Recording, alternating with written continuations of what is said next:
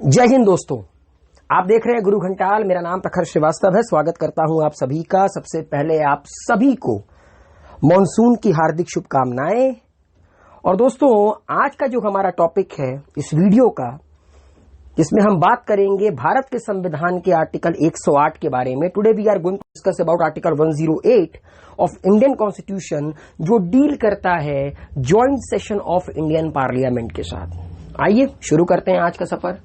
दोस्तों, सवाल ये उठता है कि ज्वाइंट सेशन होता क्या है। सबसे पहला, आप सबको पता है कि हमारे देश की जो पार्लियामेंट है, बाइकैमरल लेजिस्लेचर है, लोकसभा, राज्यसभा। लोकसभा को हम प्यार से हाउस ऑफ पीपल भी कहते हैं और राज्यसभा को और प्यार से काउंसिल ऑफ स्टेट्स भी कहते हैं। ये अलग अलग जगहों पर, मतलब पार्लियामेंट के हाउस के अंदर ही अलग अलग रूम में इनकी मीटिंग्स होती हैं। लेकिन जब कुछ स्पेशल कंडीशंस होती हैं और ये दोनों हाउसेस साथ में बैठते हैं एक साथ, वो कहलाता है joint session of Indian parliament. अब एक सवाल उठता है कि ऐसा होता किस कारण की वजह से है, उसको बाद में जानेंगे। पहले थोड़ा सा और बेसिक क्लियर करते हैं। इस मीटिंग को बुलाने की पावर किसके पास है? देश के राष्ट्रपति के पास। इसको कॉल्ड करता है देश का राष्ट्रपति, जो कि इस वक्त रामनाथ कोविंद है। अगला सवाल, लोकसभा को कौन प्रिसाइड करता है? Speaker of Lok Sabha. अगर स्पीकर अवेलेबल नहीं है तो डिप्टी स्पीकर ऑफ लोकसभा। ठीक उसी तरह राज्यसभा को प्रिसाइड कौन करता है? चेयरमैन ऑफ द राज्यसभा, जो कि हमारे देश का वाइस प्रेसिडेंट होता है, जो इस वक्त वेंकैया नायडू जी हैं। अगर चेयरमैन प्रेजेंट नहीं है तो deputy chairman of Rajya Sabha preside करेगा राज्यसभा की मीटिंग को। यह तो अलग अलग केसेस में होता है। जब ज्वाइंट सेशन बैठेगी तब सवाल उठता है कि कौन प्रिसाइड करेगा, चेयरमैन ऑफ राज्यसभा और स्पीकर ऑफ लोकसभा। तो मैं आपको बताना चाहता हूं कि जब joint session of Indian parliament बैठती है तो प्रिसाइड करने का सबसे पहला अधिकार होता है स्पीकर ऑफ लोकसभा का, जो कि इस वक्त हमारे देश के हैं ओम बिरला जी। अगर speaker of the Lok Sabha available नहीं है, किसी कारण की वजह से वो प्रेजेंट नहीं है, तो स्पीकर ऑफ लोकसभा की एब्सेंस में deputy speaker of the Lok Sabha preside करता है joint session of Indian parliament को। फिलहाल हमारे देश में कोई भी डिप्टी स्पीकर ऑफ लोकसभा नहीं है। अगर डिप्टी स्पीकर ऑफ लोकसभा भी प्रेजेंट नहीं है तो डिप्टी चेयरमैन ऑफ राज्यसभा वो प्रिसाइड करेगा joint session of Indian parliament को। कमेंट बॉक्स में लिखकर बताइए कि हमारे देश का डिप्टी चेयरमैन ऑफ राज्यसभा कौन है। ये उनकी फोटो मैं स्क्रीन पर आप लोगों को दिखा दी है। कमेंट बॉक्स में लिखकर बताइए who is the present deputy chairman of Rajya Sabha. अच्छा, अगर अब ये तीनों प्रेजेंट नहीं है, स्पीकर भी प्रेजेंट नहीं है लोकसभा का, डिप्टी स्पीकर भी प्रेजेंट नहीं है लोकसभा का, डिप्टी चेयरमैन ऑफ राज्यसभा भी प्रेजेंट नहीं है, तो अब कौन प्रिसाइड करेगा?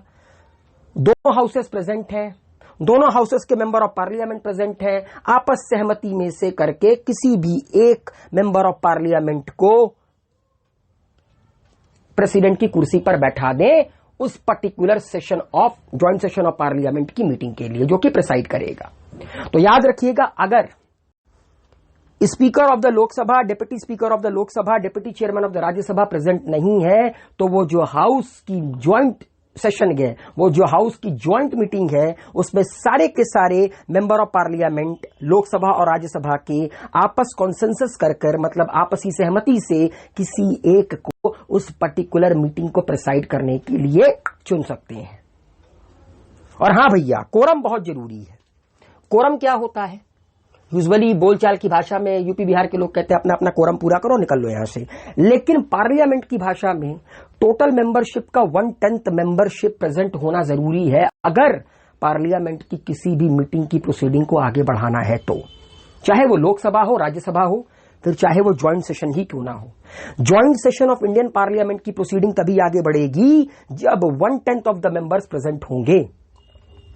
मतलब total member of Lok Sabha plus total member of Rajya Sabha, इन दोनों को मिलाकर इनका 1/10 निकालिए, टोटल इतने मेंबर प्रेजेंट होने जरूरी हैं। तो ये बातें हो गई बेसिक। अब थोड़ा सा कॉन्स्टिट्यूशनल प्रोविजन जान लेते हैं कि भारत के संविधान में कहां पर इसका जिक्र है। तो जैसा कि मैंने बताया, आर्टिकल 108 अगर आप आर्टिकल 108 पढ़ेंगे भारत के संविधान का, तो वहां पे joint sitting of both houses of parliament का जिक्र है। और एक बात मैं आप लोगों को और बताना चाहता हूं, हिंदुस्तान में 6 राज्य ऐसे हैं जहां पर बाई कैमरल लेजिस्लेचर है। यूपी, बिहार, महाराष्ट्र, कर्नाटका, आंध्र प्रदेश, तेलंगाना। जम्मू कश्मीर भी हुआ करता था, but Jammu Kashmir is now no more state. Jammu Kashmir क्या है? यूनियन टेरिटरी है। लद्दाख एक अलग यूनियन टेरिटरी है। तो हिंदुस्तान में 6 राज्य ऐसे हैं जहां पर बाई कैमरल लेजिस्लेचर गए, मतलब जहां पर लेजिस्लेटिव असेंबली भी है एंड लेजिस्लेटिव काउंसिल भी है। बट स्टेट लेवल पे कोई ज्वाइंट सेशन नहीं होता है, सिर्फ पार्लियामेंट में ही ज्वाइंट सेशन का प्रावधान है as per article 108, article 108 of Indian constitution. अब एक सवाल है, वो कौन कौन से कंडीशन होते हैं संविधान के अकॉर्डिंग, जिन कंडीशंस के कारण देश का राष्ट्रपति joint session of Indian parliament को कॉल्ड करता है? तो सबसे पहला है, अगर मान लीजिए एक हाउस से बिल पास होता है और दूसरे हाउस में जाता है और दूसरा हाउस उस बिल को रिजेक्ट कर देता है, मतलब लोकसभा से एक बिल पास हुआ, राज्यसभा में गया, राज्यसभा ने उस बिल को रिजेक्ट कर दिया एंड वाइस वर्सा। राज्यसभा से बिल निकला, पास होकर लोकसभा पहुंचा, लोकसभा ने रिजेक्ट कर दिया। इस कंडीशन में ज्वाइंट सेशन हो सकता है। The houses do not agree on the amendments made to the bill. अगर कोई बिल है, उसमें कुछ अमेंडमेंट करना है, उस अमेंडमेंट को लेकर जो दोनों हाउसेस हैं उनमें आपसी सहमति नहीं हो पा रही है, तो भी ज्वाइंट सेशन बुलाया जा सकता है। More than 6 months elapse with the bill being received by the other house without it being passed। किसी हाउस में कोई बिल 6 महीने से लटका पड़ा है, उसको पास नहीं किया जा रहा है, उस केसेस में भी joint session of Indian parliament बुलाई जा सकती है देश के महामहिम के द्वारा, देश के राष्ट्रपति के द्वारा। तो ये 3 कंडीशंस होते हैं जिन कंडीशंस में joint sessions of Indian parliament बुलाई जाती है। और इसका जिक्र कहां पर गया? भारत के संविधान के आर्टिकल 108 में। आपको स्क्रीन पर नजर आ रहा होगा, ये ज्वाइंट सेशन है इंडियन पार्लियामेंट का। ये एक तरफ लोकसभा के मेंबर बैठे हैं, एक तरफ राज्यसभा के मेंबर बैठे हैं, मिक्स होंगे सारे के सारे। और ये हमारे देश के महामहिम श्री रामनाथ कोविंद जी, उनके एक तरफ है, बाई तरफ है स्पीकर ऑफ लोकसभा ओम बिरला जी, और एक तरफ है, दाई तरफ है chairman of Rajya Sabha, vice president of India Venkaiah Naidu ji. और ये आपको नजारा नजर आ रहा है joint session of Indian parliament का। अच्छा, मैं आप लोगों को एक बात और बताना चाहता हूं, इसके अलावा भी 2 कंडीशंस ऐसी होती हैं जिन केसेस में देश का राष्ट्रपति 2 हाउसेस को समन भेजता है और एड्रेस करता है। उसके ऊपर मैं स्पेशल वीडियो बनाऊंगा under article 86 and 87 of the Indian constitution. फिलहाल ज्वाइंट सेशन। अब एक सवाल है, कंडक्ट ऑफ बिजनेसेस। अगर आप भारत के संविधान का आर्टिकल 118 पढ़ेंगे तो भारत के संविधान का आर्टिकल 118 कहता है, the president can make rules for the procedure of the joint sitting after due consultation with the Lok Sabha speaker and Rajya Sabha chairman. हमारे देश का राष्ट्रपति लोकसभा के स्पीकर और राज्यसभा के चेयरमैन के साथ मिलकर उनसे कंसल्ट कर कर ज्वाइंट सिटिंग के प्रोसीजर को, रूल्स को बना सकता है। मतलब अगर मैं और सिंपल भाषा में कहूं तो आर्टिकल 118 के तहत हमारे देश के माननीय राष्ट्रपति जी, जो इस वक्त रामनाथ कोविंद जी हैं, वो speaker of Lok Sabha Om Birla and chairman of Rajya Sabha Venkaiah Naidu ji के साथ मिलकर joint session of Indian parliament के प्रोसीजर और रूल्स को बना सकते हैं as per article 118 of Indian constitution. सबसे important point, In a joint sitting, any new amendment cannot be proposed in the bill excepting those which have been passed by one house and refused by the other. मैंने क्या बताया था आप लोगों को condition में article 108 में कि जॉइंट सेशन में, मतलब जॉइंट सेशन तभी बुलाई जा सकती है, इसका दूसरा कंडीशन याद कीजिए, जब किसी अमेंडमेंट को हाउसेस के द्वारा, मतलब किसी अमेंडमेंट को लेकर हाउसेस के बीच में सहमति नहीं बैठ रही है। एक हाउस सहमत हो रहा है, दूसरा हाउस सहमत नहीं हो रहा है, उसी केस में जॉइंट सेशन होगा। ऐसा नहीं है कि जॉइंट सेशन में कुछ नए अमेंडमेंट की बात हो जाए, बिल्कुल नहीं। जिस अमेंडमेंट के कारण एक डेडलॉक क्रिएट हुआ है, उसी अमेंडमेंट के ऊपर बात करने के लिए, उस डेडलॉक को सॉल्व करने के लिए जॉइंट सेशन बुलाया जाएगा। जॉइंट सेशन में किसी भी तरह के नए अमेंडमेंट की बात नहीं होगी किसी भी बिल के ऊपर। Amendments which are relevant to the matter at discussion can only be proposed. And एरा गैरा नथु गैरा अमेंडमेंट नहीं, जो अमेंडमेंट इंपॉर्टेंट है, मैटर ऑफ डिस्कशन है, उसी पर चर्चा होगी। और इस joint session of Indian parliament में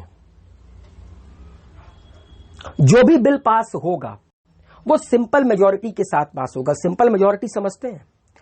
टोटल मेंबरशिप, मतलब total number of member present, मतलब जितने भी मेंबर आपके प्रेजेंट हैं उनका 50+1%, that is a simple majority. ठीक है, 50+1%।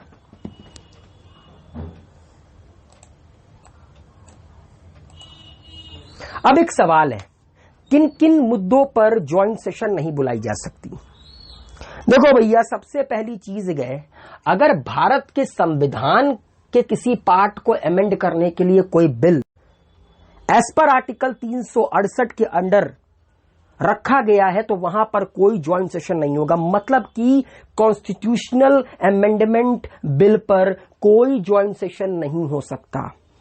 आर्टिकल 368 के अंडर अगर कॉन्स्टिट्यूशनल अमेंडमेंट बिल पेश होता है तो उसको पास कराने के लिए दोनों हाउसेस में 2/3 मेजॉरिटी की जरूरत होती है।